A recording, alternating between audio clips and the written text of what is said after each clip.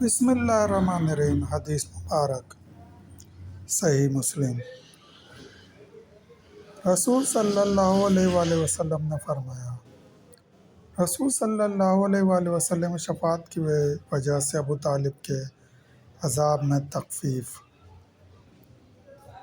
حضرت ابن عباس رضی اللہ تعالیٰ عنہ فرماتے ہیں کہ میں نے عرض کیا کہ اے اللہ کے رسول صلی اللہ علیہ وآلہ وسلم، کیا آپ صلی اللہ علیہ وآلہ وسلم نے ابو طالب کو بھی کچھ فائدہ پہنچایا، کیونکہ وہ تو آپ صلی اللہ علیہ وآلہ وسلم کی حفاظت کرتا تھا، وہ آپ صلی اللہ علیہ وآلہ وسلم کی وجہ سے لوگوں پر غضبناک ہو جاتا تھا؟ تو آپ صلی اللہ علیہ وآلہ وسلم نے فرمایا، ہاں، وہ دوزخ کے اوپری حصے میں ہے، وہ اگر میں نہ ہوتا یعنی ان کے لیے دعا نہ کرتا تو وہ دوزخ کے سب سے نچلے حصے میں ہوتے۔ صحیح مسلم۔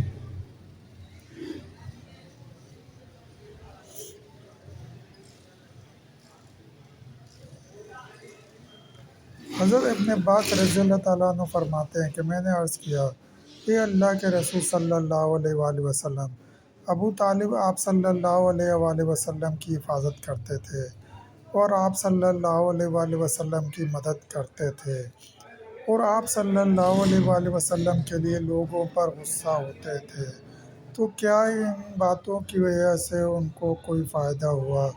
تو آپ صلی اللہ علیہ وآلہ وسلم نے فرمایا، ہاں، میں نے انہیں آگ کی شدت میں پایا تو میں انہیں ہلکی آگ میں نکال کر لے آیا۔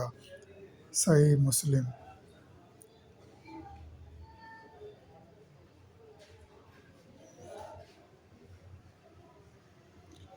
حضرت ابو سعید خدری رضی اللہ تعالیٰ عنہ سے روایت ہے کہ رسول صلی اللہ علیہ وآلہ وسلم کے پاس آپ صلی اللہ علیہ وآلہ وسلم کے چچا ابو طالب کا تذکرہ ہوا تو آپ صلی اللہ علیہ وآلہ وسلم نے فرمایا، شاید قیامت کے دن میری شفاعت سے ابو طالب کو فائدہ پہنچے کہ وہ دوزخ کے اوپری والے حصے میں لائے جائے گا کہ جہاں آگ ان کے ٹخنوں تک پہنچے گی، جس کی شدت سے اس کا دماغ کھولتا رہے گا۔